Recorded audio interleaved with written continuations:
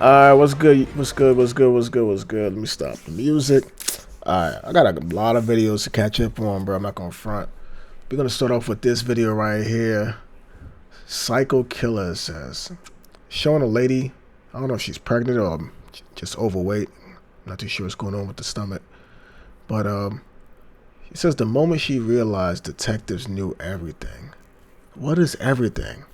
It says Psycho Killer, so she might have killed somebody. So let's get into it.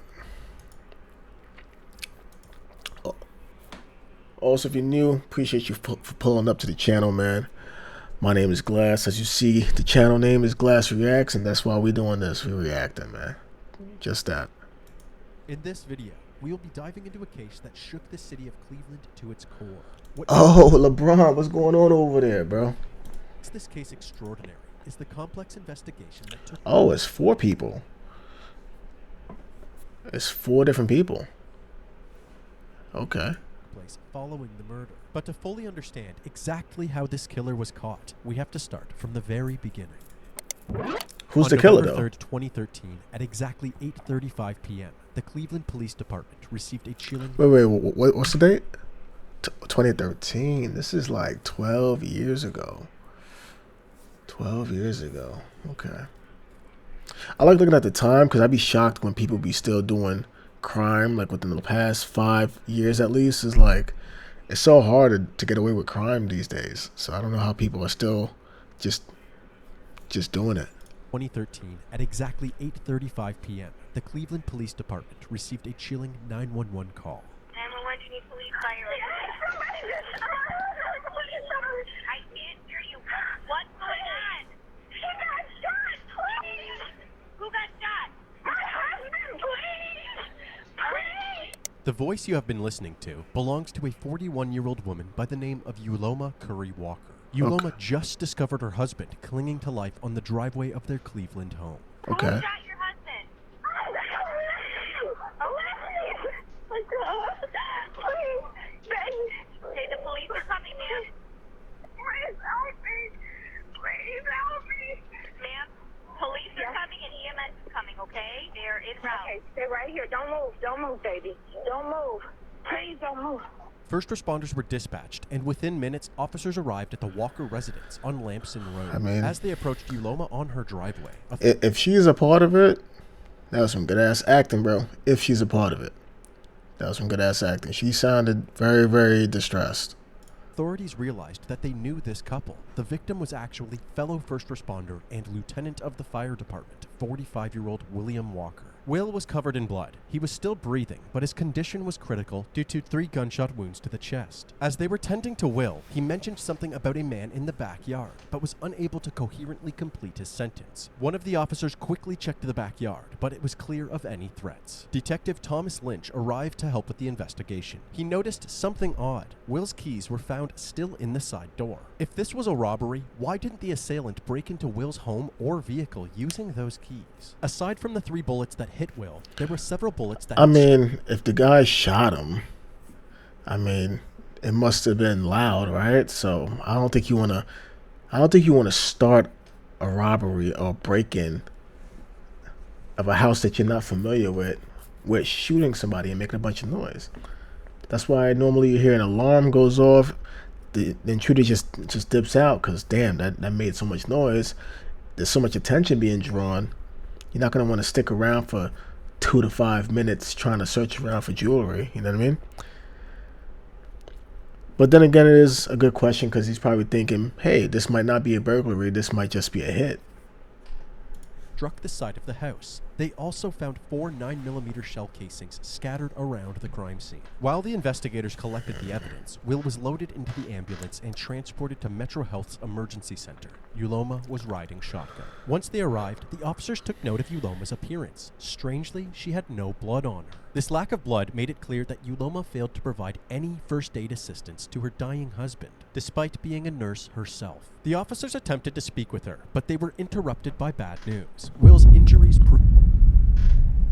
Wait, so she's a nurse? And even with all that screaming, it sounded like she was like right above him, like right over his body. She didn't...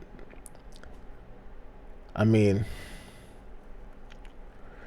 I would say like she didn't try to do anything, but then it's like the average person probably wouldn't know what to do. But she's a nurse, so like, I mean, wouldn't she know something? Like, get something to like stop the bleeding or something?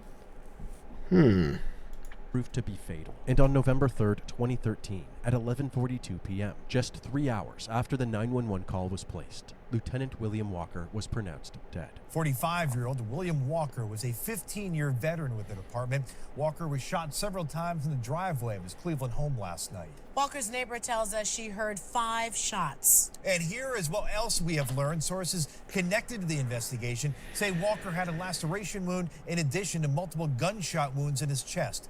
He died at Metro Health Medical Center. Walker's colleagues say he leaves behind a wife and 2 children. Following Will's death, the police brought Uloma into the station for further questioning. So the reason we asked you to come down is because we never really got a chance to talk with you about, your Will's life together.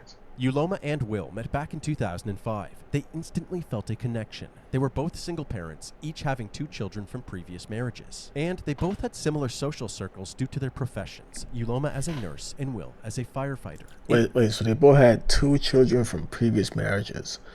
They said that he left behind 2 children, so that means he never had any kids with her.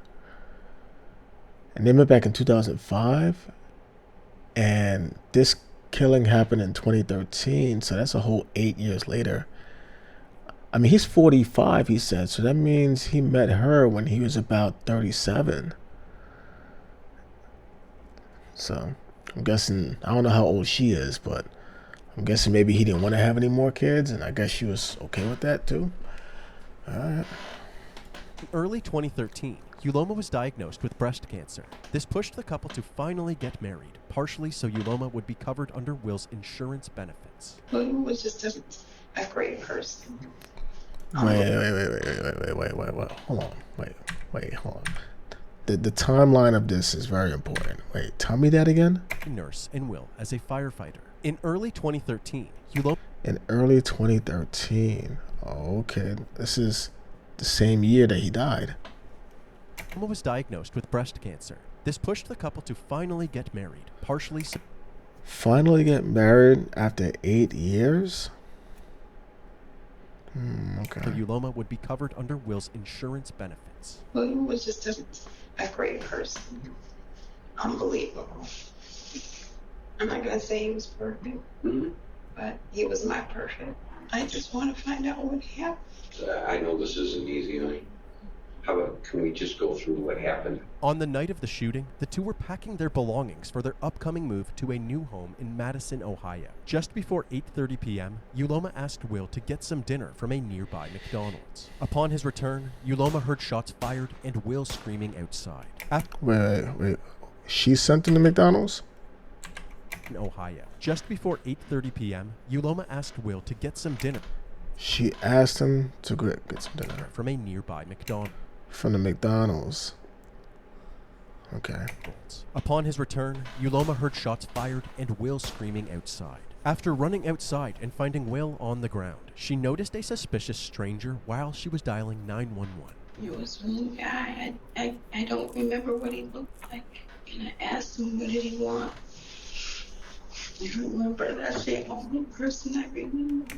I can't remember. That's the only person I remember. Was he close to you? Did he approach you? He came in the driveway. Officers instantly had an idea of who this mysterious person may be. Will and Uloma's neighbor was a 27-year-old man named Rex Coleman. Rex had an extensive criminal record and had multiple armed robberies under his belt. He also owned an auto dealership that Will was in the process of purchasing 2 vehicles from. However, after paying $10,000 for one of them, the vehicle never arrived. The detectives asked Uloma if this conflict ever led to a confrontation between Rex and Will. She said no. However, there was a heated altercation between Will and some of Rex's acquaintances. There was no physical altercation or anything, just yelling and screaming. We were yelling and screaming. She couldn't remember what this altercation was about, but from that point on, Will always carried a gun whenever he left his home. Something had happened. What? Oh, I mean, after having a conversation or a disagreement, now you feel like you have to carry a weapon everywhere you go? What kind of conversation was that? And then William had gotten his gun from underneath the bed. He took Pepe outside. To the dog. Following this interview, they hunted Rex down and brought him to the station for questioning. He denied any involvement in Will's shooting and provided an alibi, a pizza date with his girlfriend. Police were able to confirm this alibi, and nothing suspicious was found while looking through Rex's phone. Therefore, Rex Coleman was ruled out as a suspect. This lead didn't pan out, but it wasn't long before detectives had another name on their radar. After setting up an anonymous tip line, the police received multiple tips telling them to look into somebody named Chad. However, they provided no last name, no address, nothing. Just the name Chad. Yo, is that The is that a investigator troll? reached out to Uloma and asked Well, I feel like they trolling Chad. What are they trying to say? That some guy may have been sleeping with his wife, and they call him a Chad? They better not be trolling, bro. her if she knew anybody by that name. She said that her daughter Jackie actually had a boyfriend named Chad, and that the two were at Chad's mom's house on the night of the shooting. When speaking with Jackie, the detectives found it odd that she also wouldn't provide Chad's last name, but they were easily able to track this information down. His name was Chad Paget. The detectives spoke to all three of them. Wait, who's this girl? Jackie? Is that his daughter? Who's Jackie? And asked her if she knew anybody by that name. She said that her daughter Jackie actually had a boyfriend. So, the wife's daughter, the lady that was just interviewed, her daughter, name is Jackie, and she's dating this guy named Chad. Named Chad, and that the two were at Chad's mom's house on the night of the shooting. When speaking with Jackie, the detectives found it odd that she also wouldn't provide Chad's last name, but they were easily able to track this information down. His name was Chad Paget. The detectives spoke to all three of them, Uloma, Jackie, and Chad, about Chad's relationship with Will. They all said essentially the same thing, that Chad and Will got along just fine. However, when asking Will's co-workers about this relationship with Chad, they all said the opposite, that Will thought Chad was a lazy punk that's not good enough for Jackie. These contradictory statements puzzled the detectives. Why were Uloma and Jackie vouching for Chad if he was clearly on Will's bad side? Everything so far was pointing to Chad being involved, but since he and Jackie corroborated each other's alibis, authorities let him go. Soon after interviewing Chad, results came back from the crime lab, and it turns out that there was a latent fingerprint on one of the shell casings. However, this fingerprint didn't match anything in the criminal database, and even if it belonged to Chad, there was no way to know since Chad refused to provide his DNA and fingerprints. Therefore, Chad was placed on the back burner while the investigation continued. In the days following Chad's interview, a vigil was held for Will.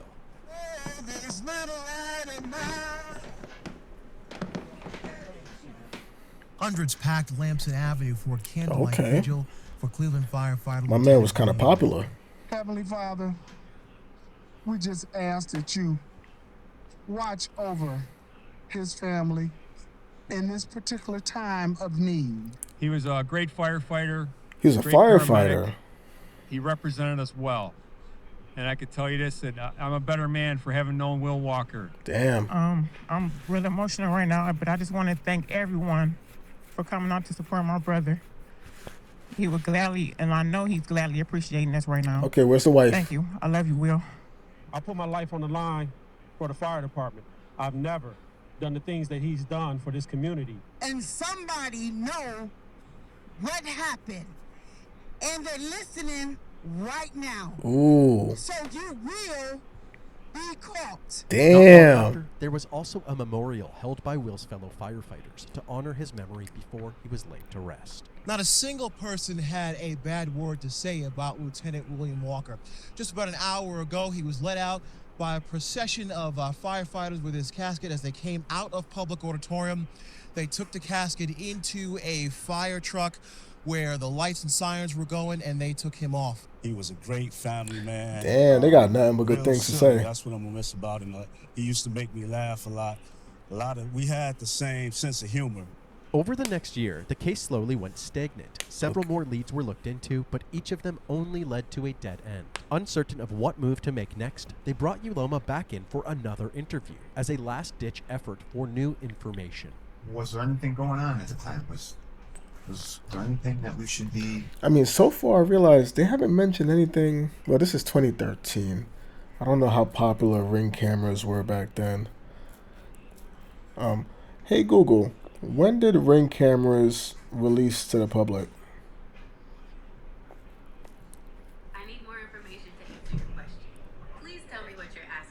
Hold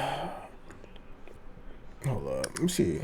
When did the Ring cameras become available to the public to purchase? Ring began with the Doorbot in 2013, which was later rebranded as the Ring Video Doorbell and officially introduced in 2014. Yeah, so this is like right before Ring cameras was like a thing like that. I'm about to say, ain't nobody got no Ring cameras or something like that in the neighborhood to see what happened. So this is like right before. Focusing on. I just want to find everyone here. Okay, well, that's what we're trying to do.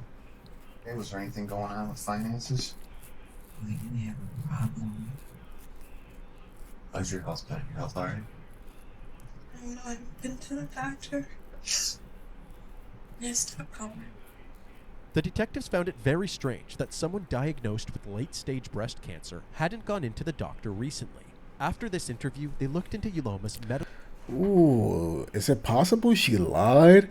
I know she ain't lie about having breast cancer to her husband just so he can put her on under his insurance. But maybe she didn't want to be under his insurance. Maybe she just wanted to be married. Could it be maybe not health insurance, but maybe like life insurance? Or maybe whatever benefits she might get for having or for being a widow for a firefighter? Are there benefits for being the widow of a firefighter? Let me ask Google. Hey Google, are there benefits for being a widow for a firefighter? Yes, widows of firefighters may be eligible for various benefits, especially if the death occurred in the line of duty. These can include financial benefits, monthly pensions, lump sum payments, and workers' compensation death benefits, healthcare coverage, continued health insurance for the spouse and dependent children, education benefits, assistance for the spouse and children's higher education. You know what I'm saying? Sound like she might have been going for them afterlife benefits, bro.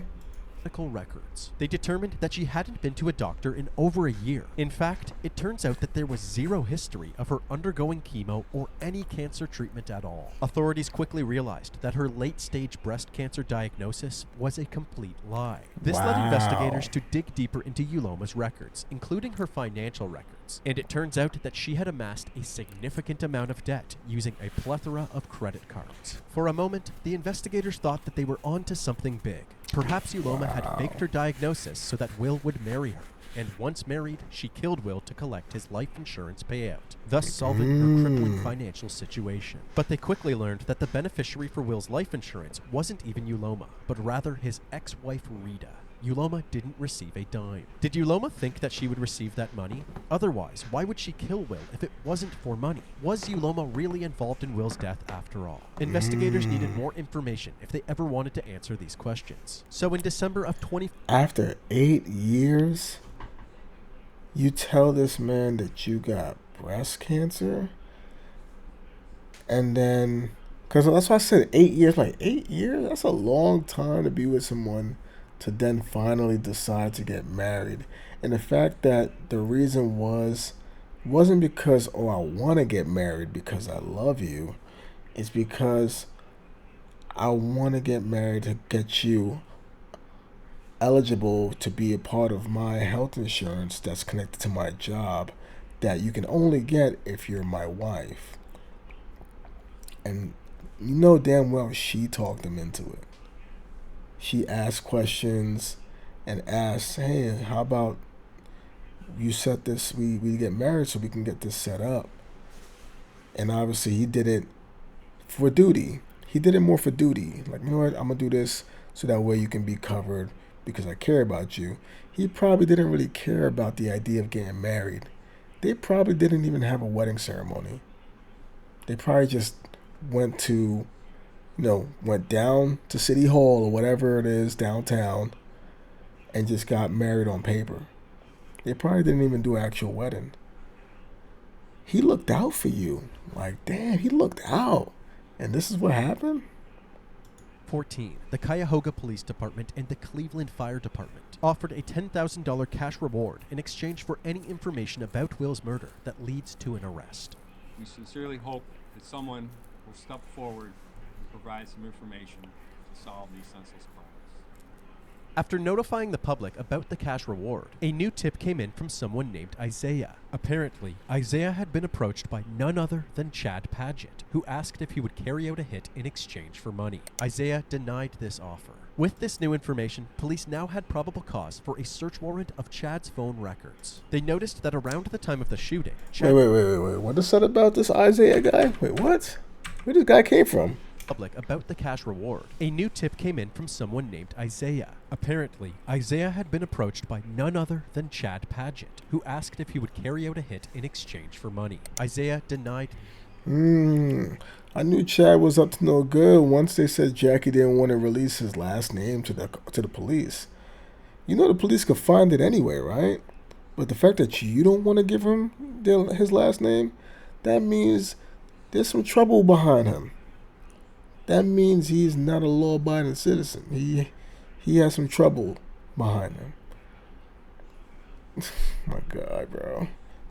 This guy's asking some random guy named Isaiah.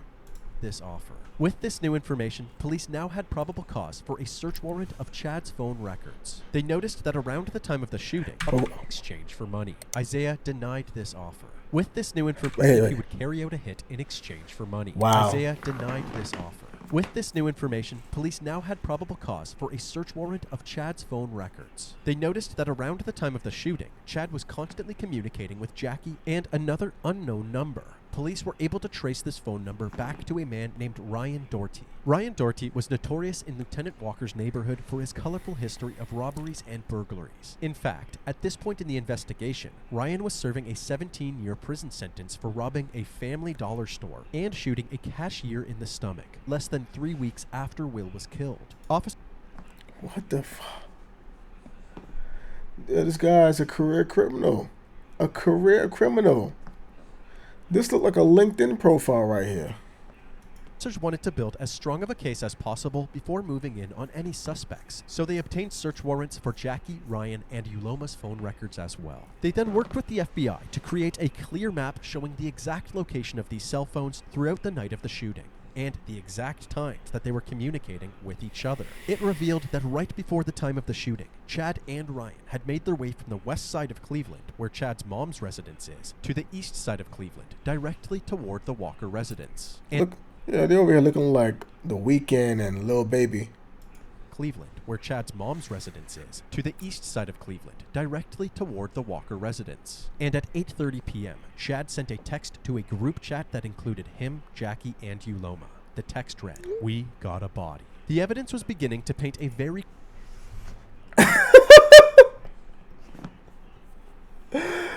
What? We got a body? They texted, was this after the shooting? Oh my God, bro. Yo, criminals are so stupid, bro. Yo, I'm so glad that a lot of these people that do crime are just dumb. Like, they really are retarded. We got a body? And you're doing it sometime around the time of when the crime took place? It's like a stamp. Like, you're just putting your signature on it. We got a body, bro? Oh my God, I'm so happy it's like, it's a gift and a curse. It's very bittersweet because they're stupid enough to actually go through with the crime, which is the bitter part. But the sweet part is that they're stupid enough to not be able to cover their tracks and get caught. So it's like you're able to catch them, but still, they still did the dirt. Someone still died, you know what I mean? So it's like, it sucks. Clear picture of how this crime was executed. So Chad was detained and brought down to the station for questioning. The first thing they do is confront Chad with the cell phone location data. His story immediately changed. Now he says that one of his friends, a person whose identity we will not be sharing, drove him to the Walker residence where Chad had stashed some marijuana. Ryan Doherty tagged along to buy some of this stash from Chad. Where were you when you left? Were you at your house? Your mom's house. So you leave from over there in Denison. You get over to the east side.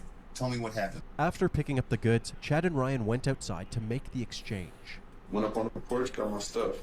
Showed Ryan what it was. As they walked back to the car, Will pulled into Yo, it. he got killed by his girlfriend / newlywed wife, because they just got married within the year. He got set up by her daughter's boyfriend. Not his own, but like her daughter's boyfriend. His driveway, parking just out of Chad's view. When Ryan saw this, he suddenly started walking towards the driveway. He came back moments later as if nothing happened. What did Ryan say when you made him? He didn't say nothing. That's the thing. Ryan didn't say nothing at all. Nothing.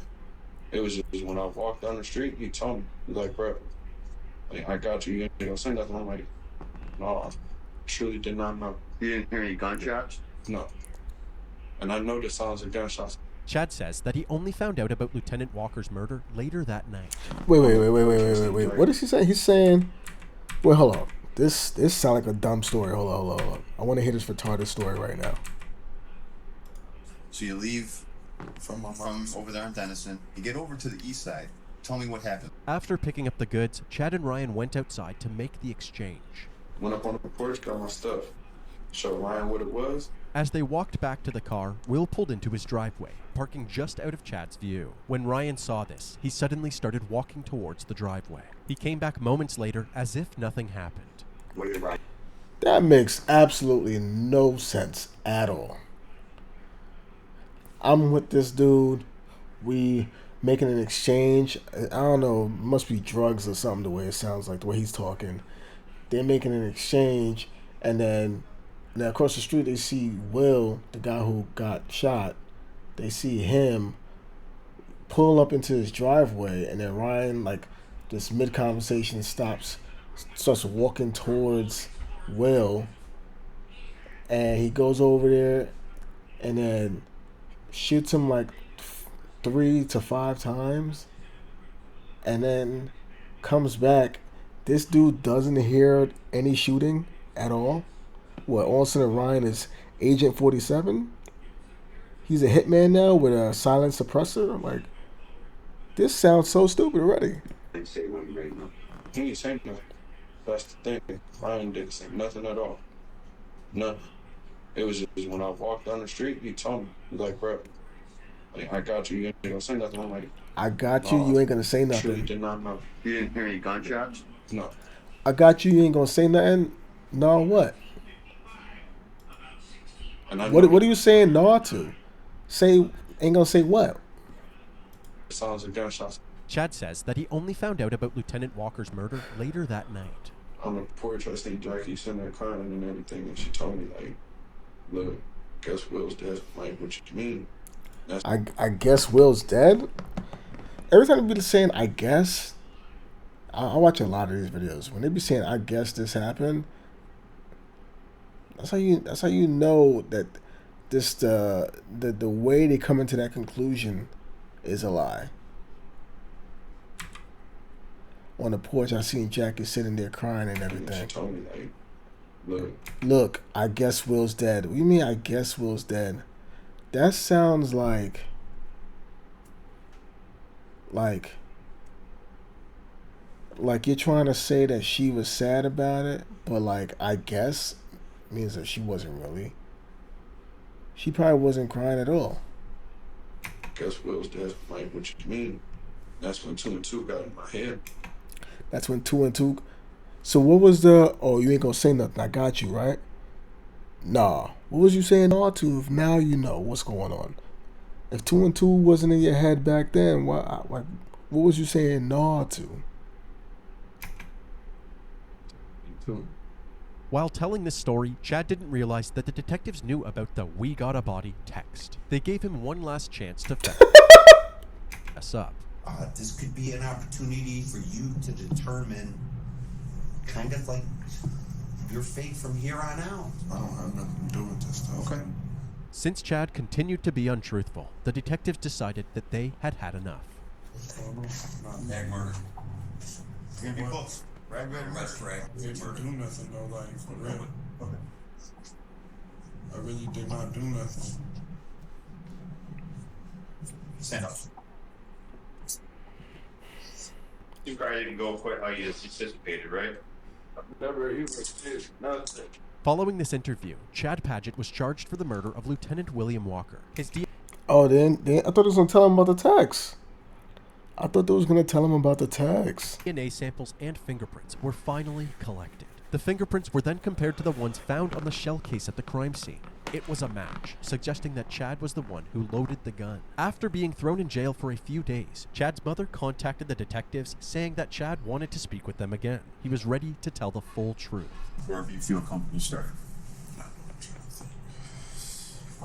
He wearing them truth colors, you know what I mean? You know when they come back for a second appearance and they wearing them that bright orange, man, that's the truth serum right there. It's just that cotton. I don't know if it's the cotton or maybe just like, I don't know, whatever the colors that's rubbing against the skin just makes you want to be honest, you know? I've been with that girl for 6 years. Non-stop. On and off. Right. We've been cool. I met her mom a bunch of times. She seemed pretty cool.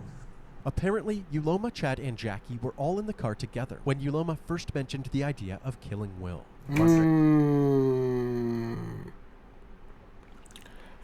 Like, were they having a bad relationship? Like, he just married you, like, within the past year to help you out. Like, what could have happened? Or maybe that was the plan before you even got married. And dropped off at work, picked her up. She asked me a question. She asked me, did I want to make like $10,000? I said, That's all it took for you to throw your life away? That's all it took? For you to throw your life away, $10,000 is all it took. there. She asked me to, I don't know how to put it. How she asked me? She asked me to kill Will.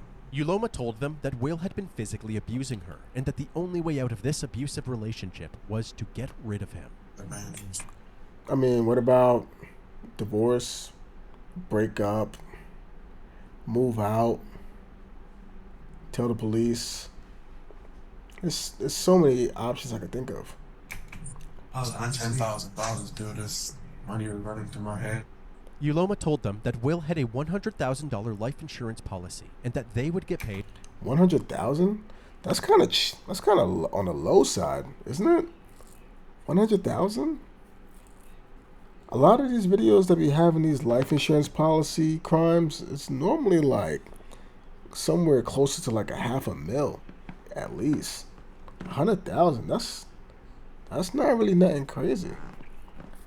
$100,000?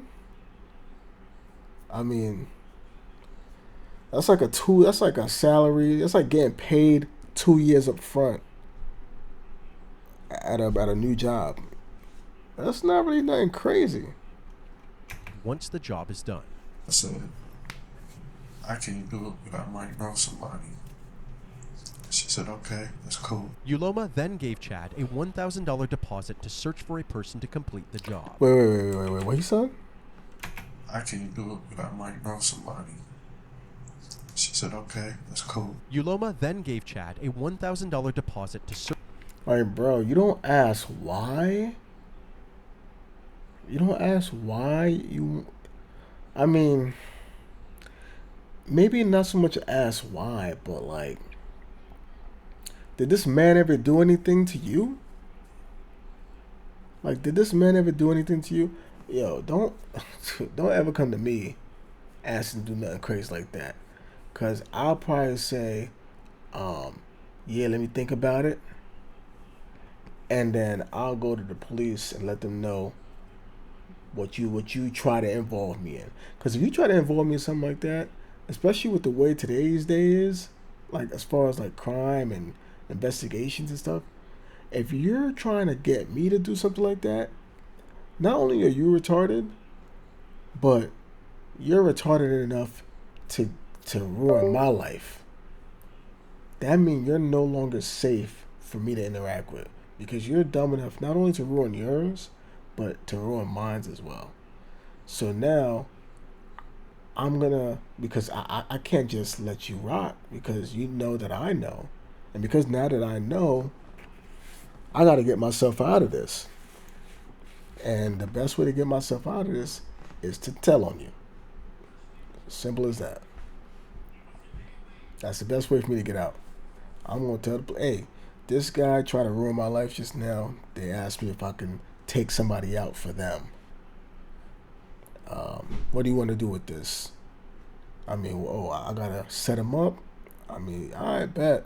It is what it is. I'll go along with it.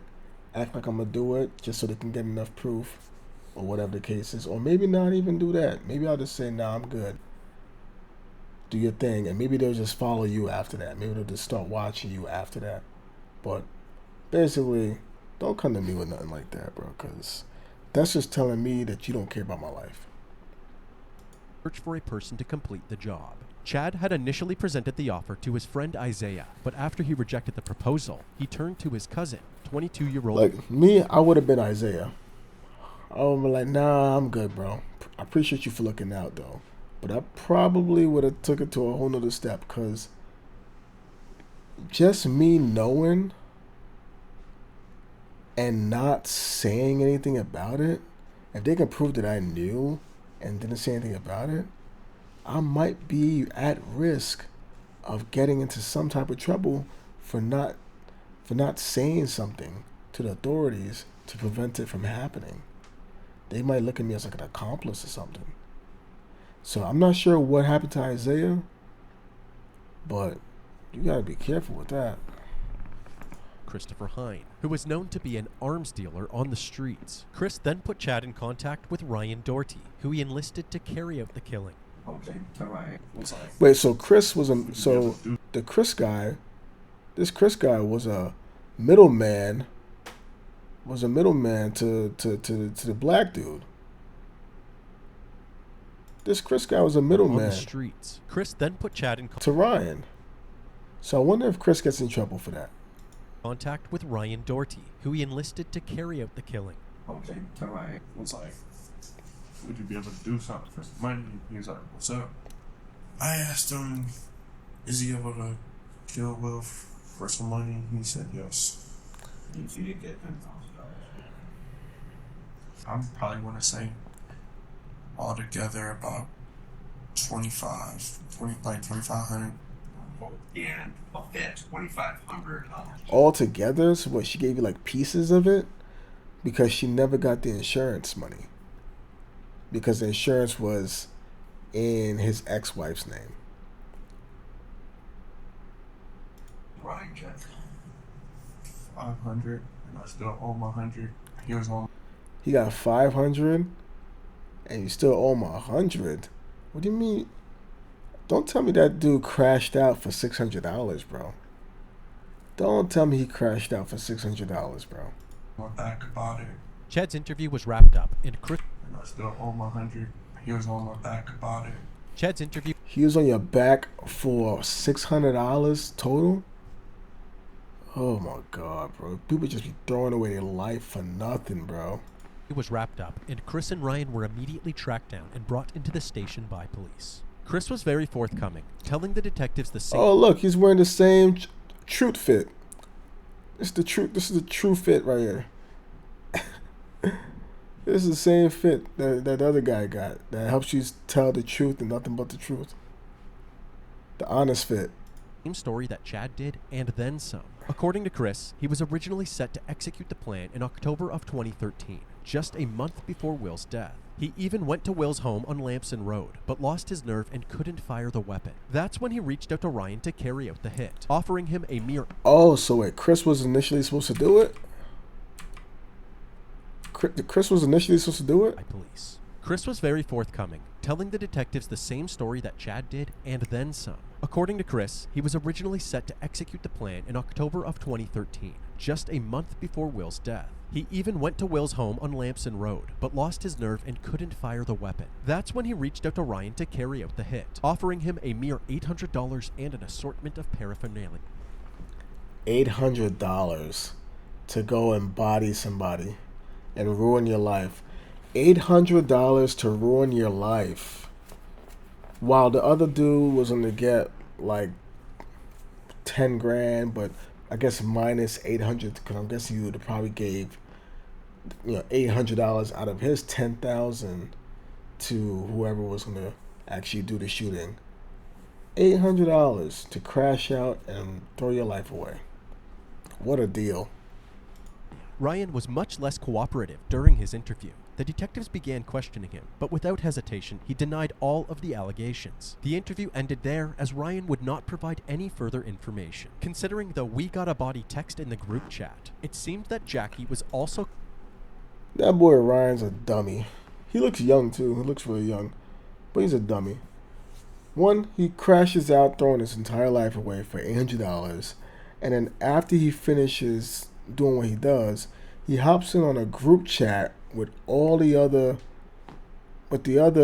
conspirators, and he says, he doesn't even say like, yo, it's done, or like, hey, the bird left the nest, or I don't know, something like, what's the word, inconspicuous or something like that, something conspicuous, something a little bit more like vague, you know what I mean?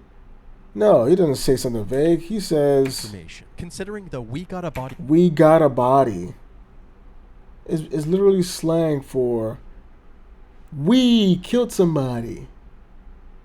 Not I got a body, because you the one that shot. No, we got a body. You just put it right there. Like, look, all of us are involved. We all did this. We got a body. This guy's an idiot, bro. This is why I like the fact that retards are the ones that's doing the crime, because it's easier to catch retards.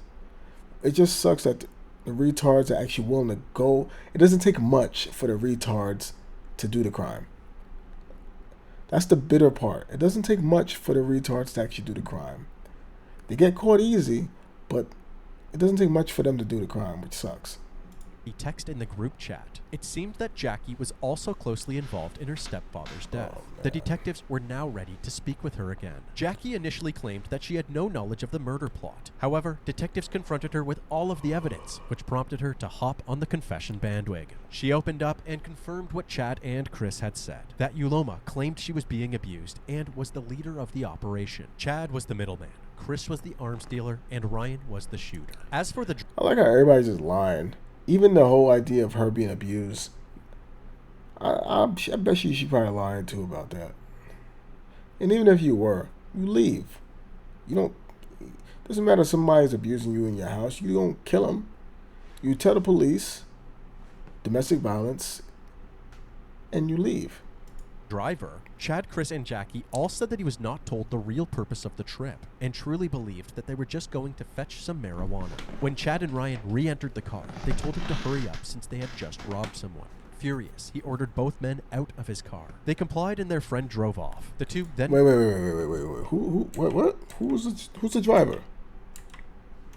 Was the arms dealer and Ryan was the shooter. As for the operation, and Chris had said that Yuloma claimed she was being abused and was the leader of the operation. Chad was the middleman, Chris was the arms dealer, and Ryan was the shooter. As for the driver, Chris was the arms dealer. So what that mean? Chris had the weapon, because he was gonna do it first, but then he chickened out, and then I guess he gave the weapon to Ryan for Ryan to do it. Arms dealer? That's a stretch, isn't it? Chad, Chris, and Jackie all said that he was not told the real purpose of the trip and truly believed that they were just going to fetch... Wait, who? What? Jackie all said that he was not the dealer and Ryan was the shooter. As for the driver, Chad, Chris, and Jackie all said that he was not told the real purpose of the trip. Who was the driver? They're leaving that person they protecting his identity? And truly believed that they were just going to fetch some marijuana. When Chad and Ryan re-entered the car, they told him to hurry up since they had just robbed someone. Furious, he ordered both men... They had just robbed someone. Ryan and Chad told the driver that he just robbed someone, was this like a lie that they really killed Will, or was it actually a robbery before they killed Will? This just sounds reckless. And out of his car. They complied and their friend drove off. The two then took the train home, back to the west side of Cleveland to meet up with Jackie and Chris. Jackie also told the detectives that after everything was all said and done, Yuloma never actually paid anybody the full amount that they were promised. Wait, so the driver, what was it, like an Uber driver or something?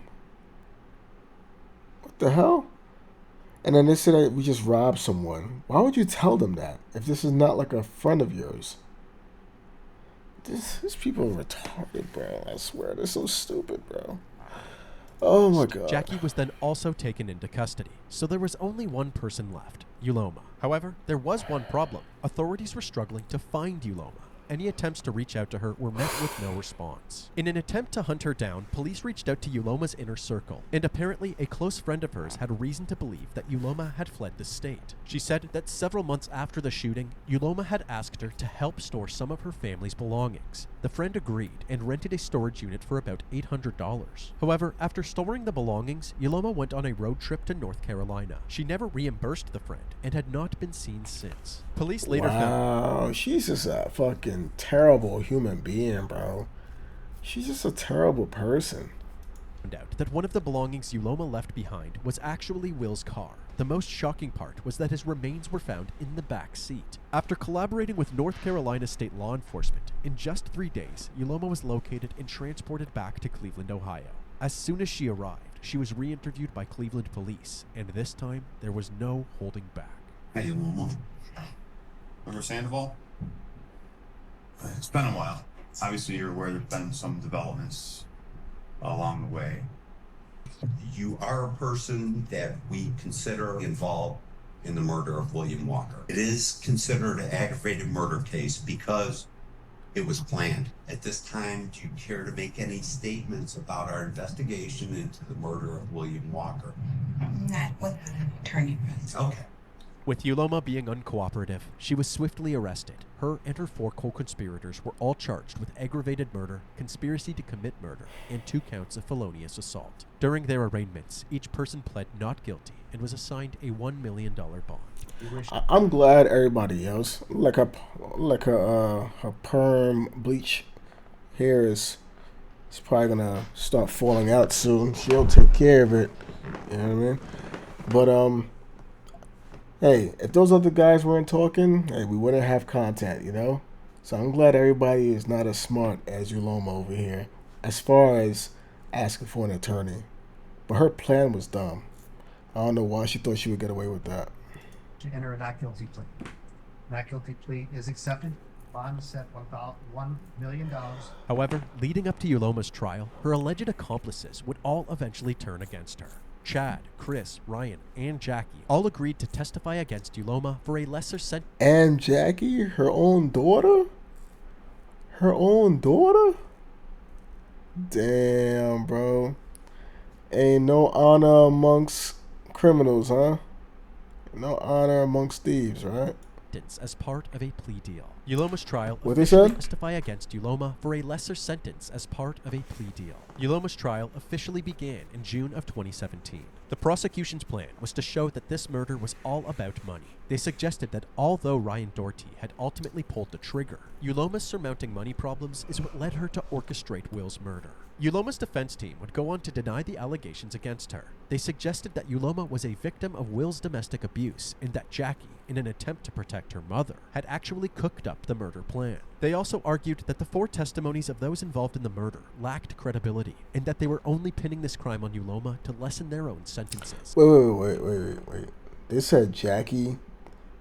So the defense team is trying to blame it on her daughter? Will's murder. Yuloma's defense team would go on to deny the allegations against her. They suggested that Yuloma was a victim of Will's domestic abuse and that Jackie, in an attempt to protect her mother, had actually cooked up the murder. Oh, that is just as stupid as the reason that Jackie appeared to wanted to do that guy in like that. It's just as stupid. Like Jackie, not Jackie. Yoloma was like, oh, she's trying to get some bread. That's why they got married. That's why she lied about the breast cancer. It seems like that makes the most sense. She was trying to get bread from him being a widow, from her being a widow of a firefighter. That makes a lot more sense. How are they going to say that because she was possibly getting her ass beat, possibly, that her daughter's reasoning for wanting that guy dead was because of that? No, you just tell the police. Plan. They also argued that the 4 testimonies of those involved in the murder lacked credibility and that they were only pinning... And if she's happy in that relationship, why would you get him murdered? Right? Unless she wasn't happy. I don't know. What is this?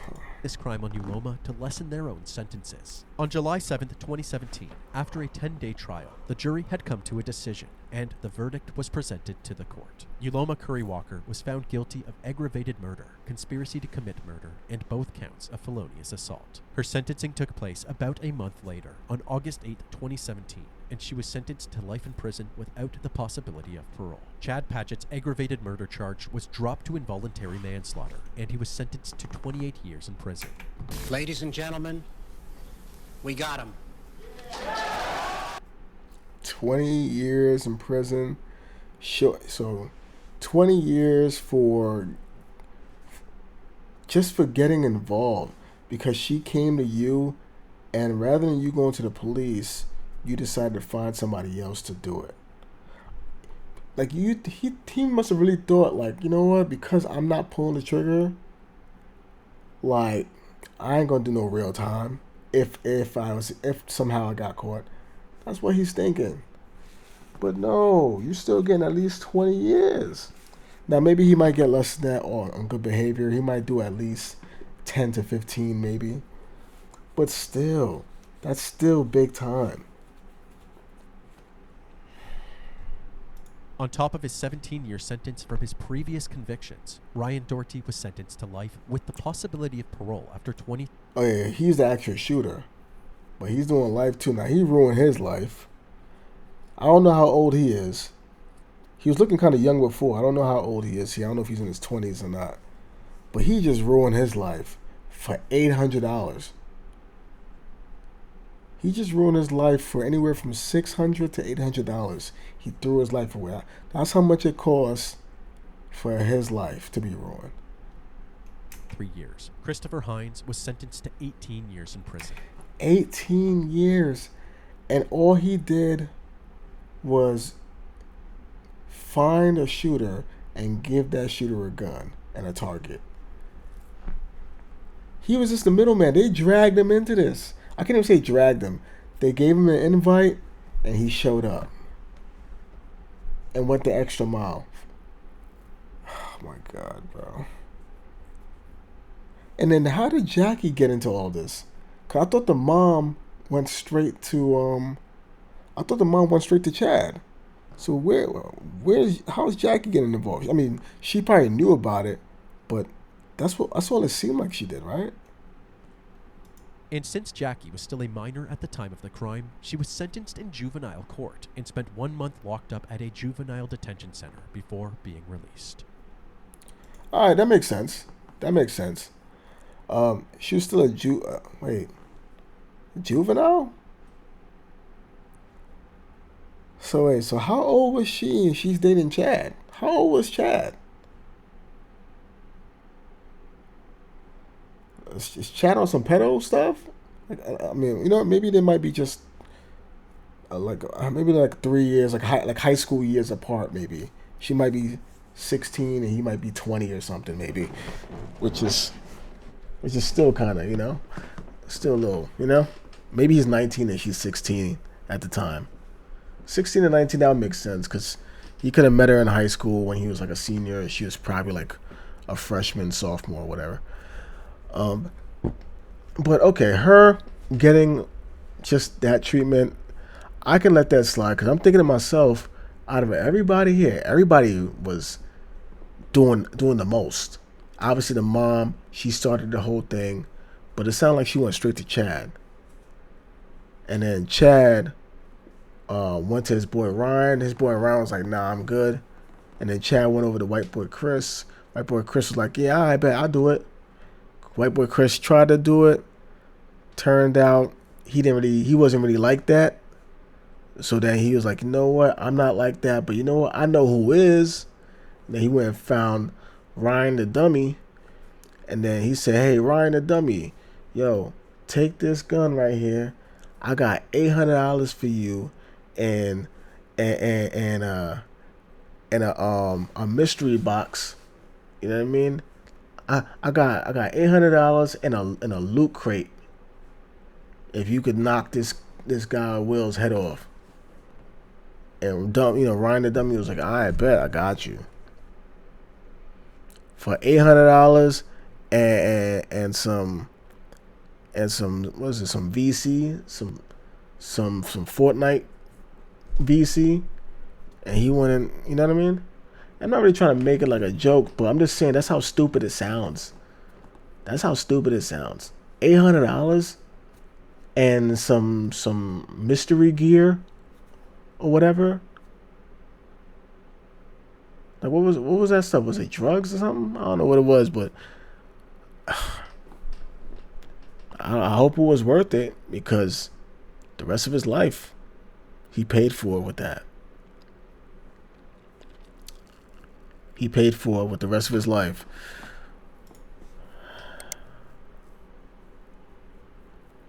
That's crazy. Loved ones of Cleveland Fire Lieutenant William Walker want the world to know how great of a man he was. Dad was such a great dad. He was... Oh, these are his kids right here. That's so crazy, bro. That is so crazy. I don't know where her mindset is. I don't know if what her lifestyle is like, but I wonder if she was like mad enough to like want to go see the daughter of that lady who set this thing in motion, like to go put hands on the daughter for getting this all situated the way it did. Even though it doesn't seem like the daughter really did anything. It seemed like the daughter just knew about it, but yeah, you knew about it and you didn't say nothing about it. That makes you just as bad. You know, a role model, a friend to us. He, did so much for me and Chris. He worked, 4 jobs just so that we could be able to travel.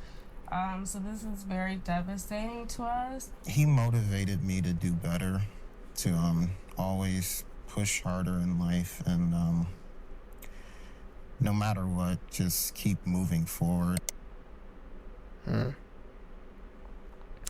That's tough, bro. What are your thoughts about this case? Well, I already said it. Like, my thoughts about a situation like this, it's real simple, man. Like, my thoughts about this is really, really simple, man.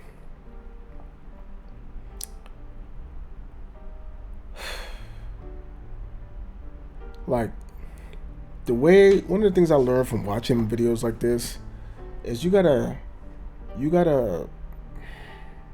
try to figure out the best way to say this. It's like you don't want to put yourself in a position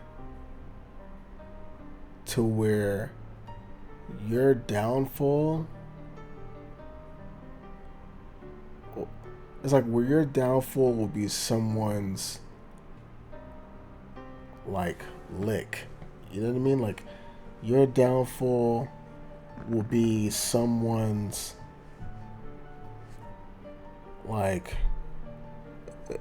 will be someone's treasure in a sense. You know what I mean? Like to give some examples, like for one,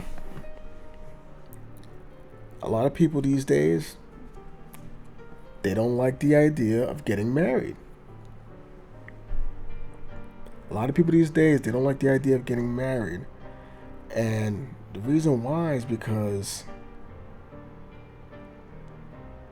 divorce, there are a lot of divorces that have an incentive for you to get divorced. What do I mean by that? There's people that They get married after about 5 years, maybe even 10 years. Like you have the stay-at-home people, whether it's a stay-at-home husband or a wife.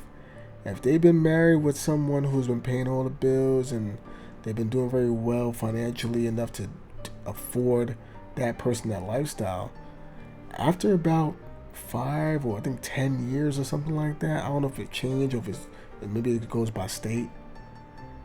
If that person who's been a stay-home parent decides to divorce you, I don't know the exact technicalities of it, but I've heard that they're able to like not only get property that you guys accumulated while y'all were together, or maybe you accumulated because you're the one who's making all the money, but they can also be eligible for alimony because they've been out of the workforce for over a decade. So finding a job right away, that's gonna be kind of hard for them to they got to try to get back into the flow of the working life since they're not with you. So because y'all agreed to this arrangement to where that person doesn't work, it's looked at as you have to still take care of them after y'all get divorced because of that whole arrangement that y'all had. So that's where alimony comes in. And then obviously if y'all had kids, especially for the most part, we all know how family court is. A lot of times by default they favor the mother, and therefore that mother they can get alimony, they can get child support on top of that. They might even get the house or maybe the car, or like, you know, like that's a crazy ass incentive for getting divorced. So like that's why a lot of people don't like to get married these days, in America at least. Hey, from Russia, Prostoslavik. What's good, my boy? How are you, big friend? I'm doing good, man. I'm doing good. I just finished watching this video right here.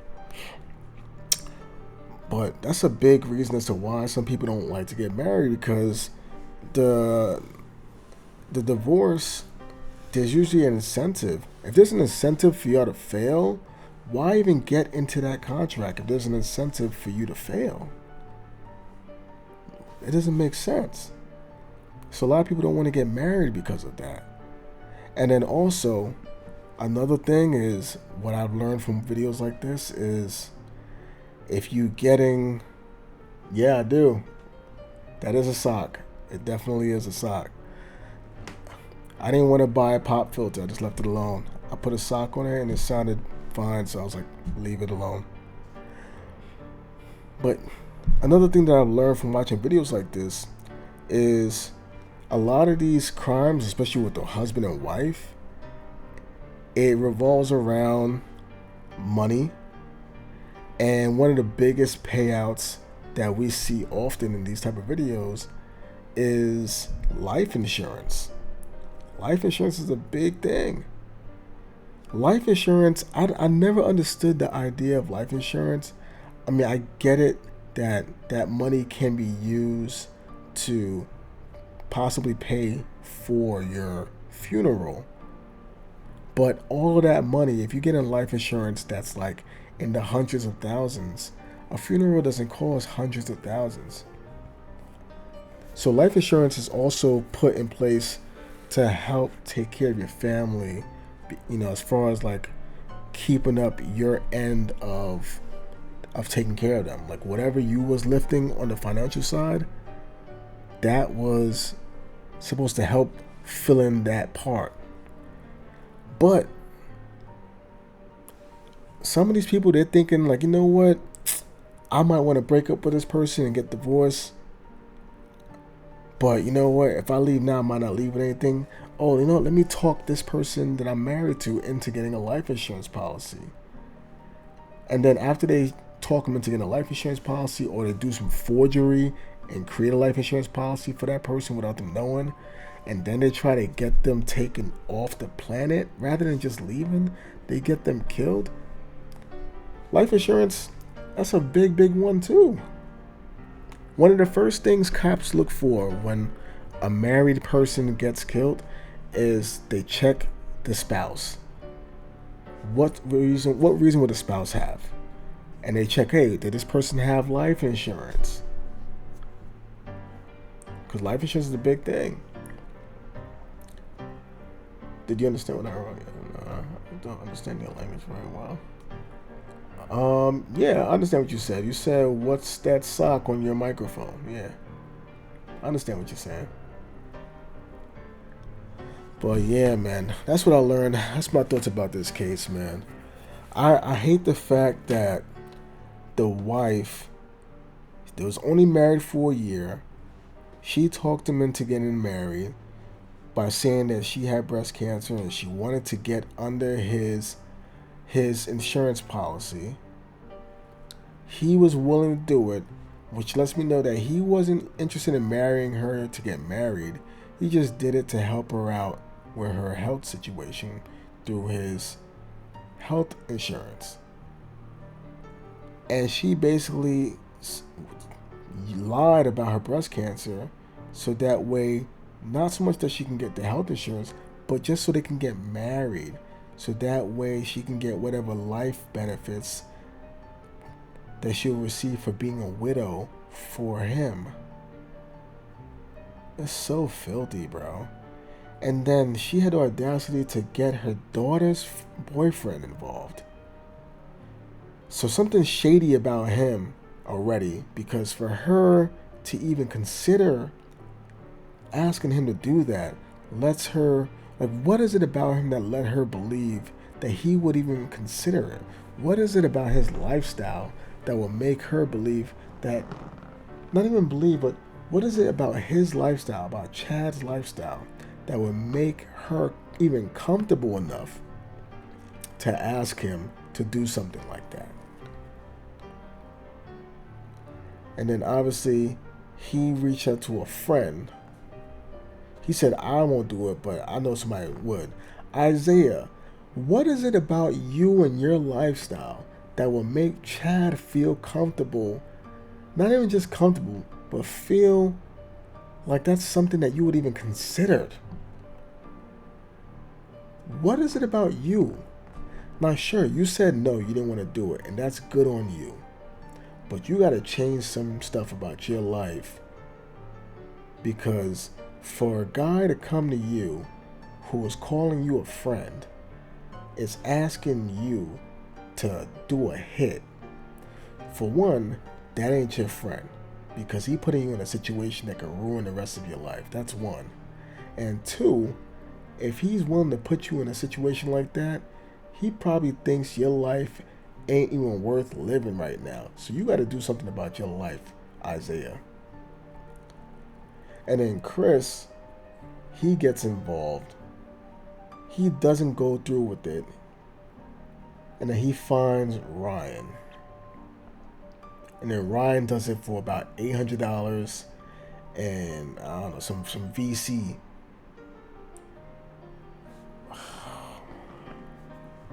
This is stupid, bro. To be honest, I don't understand you at all, but it's very interesting to listen to you.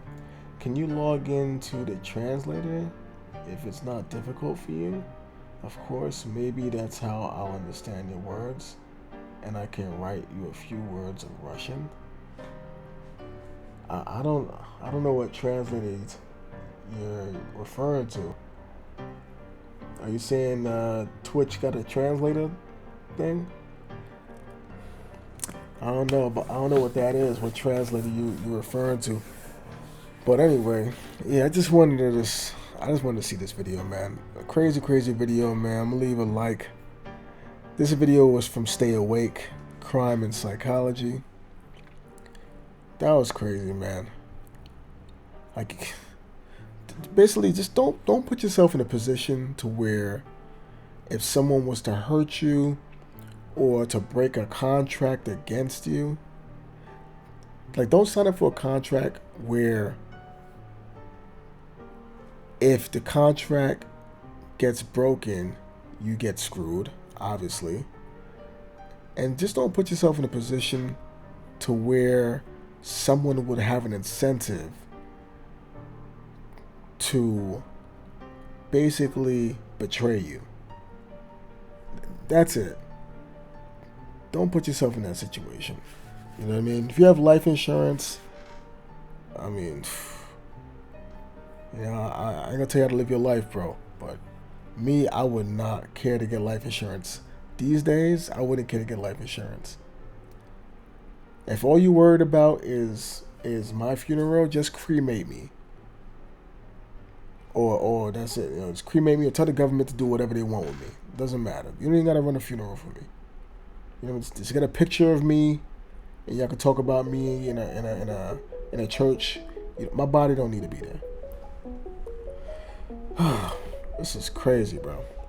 But anyway, let me leave that.